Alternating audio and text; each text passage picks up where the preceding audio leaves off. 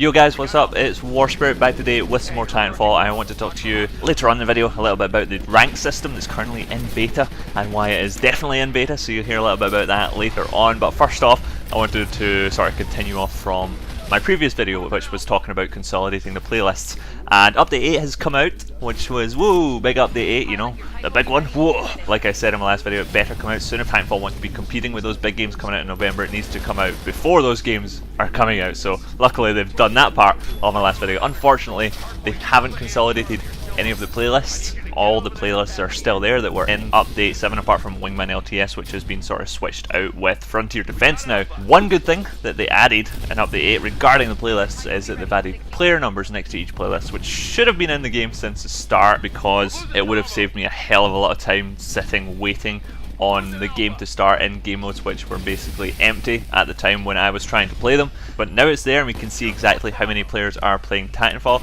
A lot of people aren't really impressed with the numbers, but to be honest, I mean, they're kind of as expected. There are more than what I'm used to in games that I've played in the past, like Crisis 2 and Crisis 3. The numbers are higher there. So on average, let's say there's about, I'm being generous here, let's say on average there's maybe 2,000 players worldwide playing Titanfall on PC at the moment.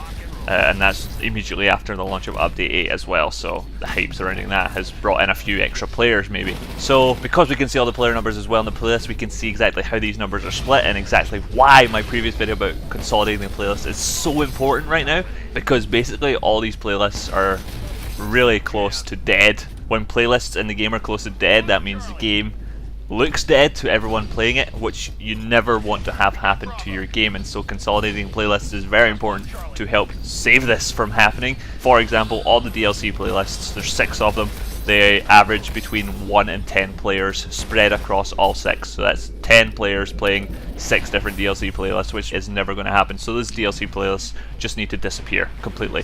They are already rendered obsolete anyway because the other playlists include DLC maps. That's why they're dead. It's not like no one has the DLC. Lots of people have the DLC. I get to play DLC all the time just by playing other playlists. I don't go into DLC playlists to play DLC. So the one good thing about that is that those playlists are obsolete and they're not actually needed because people can play DLC in other ways. The same doesn't go for other game modes like Capture the Flag, Hardpoint, LTS and Marked for Death. Those playlists are averaging maybe around, let's say, 30 to 100 in each playlist, 30 to 120 maybe in each playlist all the time, with Marked for Death and LTS actually being at the bottom of that list. So Marked for Death, although it was super popular and it got to get its own playlist forever, permanent playlist, Marked for Death, which was originally meant to be a temporary game mode only, it actually has one of the lowest player counts in the game, and what's left is Frontier Defense, which is averaging about 1,000 players right now, taking up way more than half of the current population playing Titanfall, which is really frustrating to see because that's not really something I want to be playing all the time. And then we've got the other one, which is even more frustrating, and that's attrition, which is maybe going from 600 to 800 players on average all the time as well. So we've got these 2 super populated playlists, and then every other playlist is really not doing so well at all. So pretty much what I wanted to do in my last video about consolidating the playlists is basically take, because there's strong playlists and there's weak playlists, we basically need to make only strong playlists, and the only way to do this is to mix the weak ones in with the strong ones and just combine everything into one big playlist so people just play that all the time, and it's great. And what this would actually do is would actually improve the matchmaking a lot, just because there would be a larger player pool to choose from to match you up against. Because there's only, say, let's say 30 people playing Capture the Flag, there's 2 games to choose from. For me, if I was to start a playlist of Capture the Flag, there's only 2 games that I could possibly get put into there, and so I mean there's not much choice really. I either play against this set of noobs or this set of noobs, and there's not really much balance happening at all there, so you can't really complain about poor matchmaking when there's not really enough players to actually give you a decent matchup. And so if I really wanted a decent matchup, I would have to play attrition to get the best chance of playing against players my own skill level, which is completely not going to happen. I'm not going to choose to play attrition to play a skill-based matchup, that's for sure, because attrition's not skill-based and it's not even fun even playing against good players, in my opinion. So yeah, definitely need to look at consolidating those playlists. I don't know when the next update is coming out. I know in the next couple of weeks they're going to be bringing in a new featured game mode, which is actually going to be the Floor is Lava game mode, which I'm really pretty excited about. We'll see how that goes. And then they're also going to be taking ranked play out of beta, so I mean they're sort of tweaking things all the time, so they might be potentially able to tweak the playlist's current setup as well. One thing I don't want to see happen in the playlists is for all the sort of objective based game modes just to get thrown into one playlist and to have them leave attrition there, because all that would do would make attrition still have 800 players and then the objective playlist would still only have maybe 200 players, which although is a massive improvement over the current, like say let's say 40 or 50 playing variety pack, it's still not as good. While they could just throw attrition in there as well and we'd have 1,000 players to choose from for your matchup and just have these games going all the time with decent matchups, which would be so much better than the game in its current state. Anyway, if you want to hear me ramble some more about playlists, you can go check out my previous video, which will be linked at the end of this one as usual. I'm going to have a little brief intermission here and talk a little bit about the gameplay, which is actually a pretty interesting game I've got going on here. So it's just me and one other Sith guy gentleman playing together in a party, and basically the rest of our team are doing absolutely nothing in this game. And as you can see, the score is really close. We're actually behind right now. The enemy team are really playing the objective pretty well, and so it's me and gentlemen versus the world here.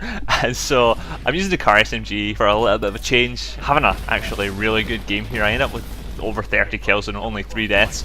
Lots of crazy spawns happening here, lots of guys totally rushing in my face, lots of great kills, lots of fast kills as well coming out here with the car, and trying my best to play the objectives super hard. So you just have to keep watching because it is a decent game here that I'm showing. Not that any of the other gameplays that I upload aren't decent, it's just this one's particularly decent. So, about the rank system. When it was first announced during the Update 8 livestream, I was super excited. I could not believe that this was getting added into the game. I am still really happy that it is there. The hardest part is out of the way now. It is actually there, the game code is there, it's in the game. There is a ranked play button that you can click on to check your rank and stuff. So I mean, there is ranked play in the game. It's just not really skill based. I don't think it's meant to be skill based, but it's not really skill based. It's sort of more grindy at the moment with its current sort of setup, and it is called ranked play beta, so there is big chance that the Respawn guys are going to be tweaking the settings for it. I just hope that they tweak them in the right way to make it more of a skill system rather than a grind system. So why is it a grind system? Well, basically because it involves completing objectives to rank up rather than playing well to rank up. Every other game that has a skill-based system revolves around winning games to rank up and losing games to rank down. In Titanfall, the current rank system is not like that. The rank system is very similar in aspects related to the generation system, where you have to play in ways that you don't normally play or that you don't want to play to be able to achieve a higher rank or higher generation tag. So let me look at Capture the Flag here. If you want to rank up while playing Capture the Flag and maximize the amount of points that you gain in a game of CTF so that you rank up more quickly, what you have to do is get pilot kills, get flag caps, get flag returns, get flag capture assists, and not die. So what you want to be basically doing is letting enemies take your flag so that you can kill them, so that you can return the flag to get more points out of the game. And you also want to be capping flags while you're doing this, but it turns out if you're the designated flag capper for your team, you're going to be dying a lot, not really killing as much as other people on your team, but capping a lot more flags than people on your team. But because of this, you're not going to be maximizing your ranking score, and so you're not going to be ranking up as quickly as other people, and you're probably not even going to be ranking up at all once you get to the higher ranks, where it's nearly impossible to rank up unless you're doing pretty much 50 different objectives at once and playing in ways in which you were never actually meant to play the game, which is stupid and shouldn't be like that. Everyone should be allowed to play in their own way to determine the outcome of the match, to play in a way that they think will make the match a victory for them, and so they will rank up. The other problem lies in poor matchmaking, where it's so easy to rank up because you're always put against bad players, and when you're put against good players, usually they will just leave so that they can go find another easier game to rank up easier, because they're not going to be getting as many objective points because they're playing against a harder team, which is stupid. In every other rank game, you have to play against players who are either your same rank or better than you to rank up. That's not the case in Titanfall. What you want to be doing to maximize your ranking speed and your ranking scores is to play against terrible teams and just complete all these objectives to rank up, rather than playing against good teams, completing a few objectives, playing well, and maybe scraping a victory. That should be when you rank up. That shouldn't be when you rank down or be punished for playing really well and achieving a win just by a small margin. The one benefit I can see from the current system in Titanfall is that bad players cannot be carried to Platinum 5. For example, in League of Legends, if you had 4 good players and 1 really bad player and you just played that same team all the time, the one really bad player would probably eventually get to a rank where he's not supposed to be. In Titanfall that can't happen, but it could easily be changed to encompass this anyway by basing it on wins and losses and the player's performance in games. If you perform well against players your own skill or better and you win, you should rank up, and this should be the only way that you can rank up, to force players to look for games with players their own skill level and to try super hard to win them. And that's why ranked play should also have its own playlist so that people can easily search for these types of games. If you perform well against players your own skill or better and you lose, you should only be punished slightly. If you perform poorly and lose against players of lower skill, you should de-rank. If you perform well and lose against players of lower rank, you should be punished slightly.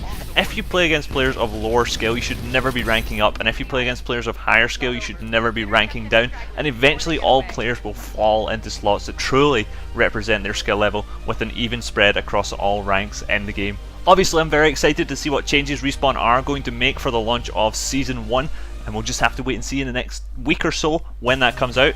Thanks for watching, guys. I hope you enjoyed the video, and I'll see you guys in the next one. Bye bye.